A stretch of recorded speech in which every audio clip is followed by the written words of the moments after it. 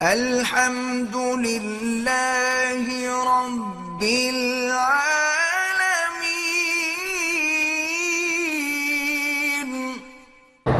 کہتے جی کہ شیعہ کب پیدا ہوئے ہیں؟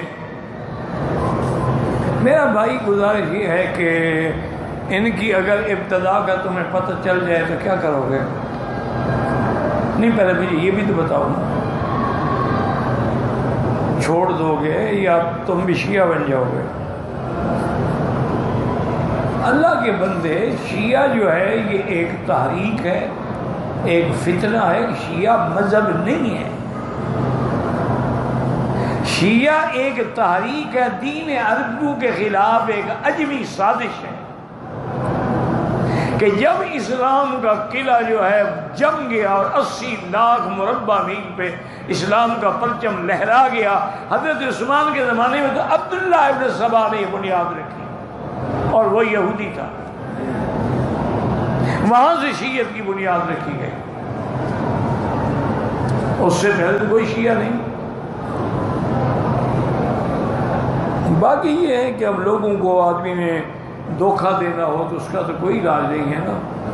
وہ ایک شیعہ نے لکھا کہ قرآن میں ہے وَإِنَّ مِن شِيَّتِهِ لَإِبْرَاهِيمَ، معنی یہ ہے کہ حضرت ابراہیم علیہ السلام بھی شیعہ تھے۔ تو مولانا اللہ وسائے ہوتے تھے تیرا غازی خان کہ اللہ اس کی قبر میں رحمت کرے، انہی کو سوال لکھا گیا، انہوں نے فرمایا ہاں بالکل ٹھیک کہہ رہے ہیں آپ، جب وہ آذر کے گھر میں تھے نا شیعہ تھے، جاء ربہ بقلب سلیم، پھر وہ سنی ہو گئے۔ کہا بدبخت جیسے تو کہے گا میں بھی تو وہی کہوں گا۔ اس آیت سے شیعہ کا مذہب تھوڑا مراد ہے، جماعت مراد ہے۔ انہوں نے کہا اگر اس لفظ سے تم شیعہ لیتے ہو، الذین فرقوا دینہم کانوا شیعا، جن نے دین میں تفرقہ ڈالا وہ بھی شیعہ ہے۔ قرآن کو نہ بدلو خدا کے لیے، یہ جماعت مراد ہے، شیعہ سے مراد ہے ایک جماعت، یہ شیعہ مراد نہیں ہے۔ بہرحال یہ حضرت عثمان کے زمانے میں پیدا ہوا ہے۔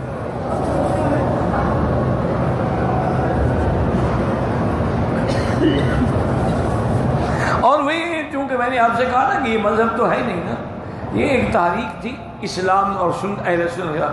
اہل سنت نے کہا 4 بیویوں نے کہا 9 جائز ہے، اہل سنت نے کہا متع حرام، انہوں نے کہا متع حلال ہے،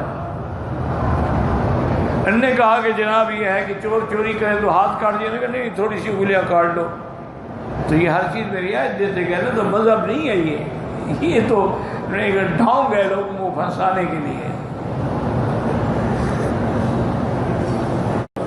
ہمارے کچھ ہمسائے شیعہ ہیں، اگر ان کے گھر سے کوئی کھانا آئے تو کھا سکتے ہیں، کھانا تو کافروں کے گھر سے بھی کھا سکتے ہیں، لیکن ایک خیال کیا کریں کہ رجب کے اندر وہ امام جعفر کے نام کے جو کونڈے بناتے ہیں وہ کھانا حرام ہے۔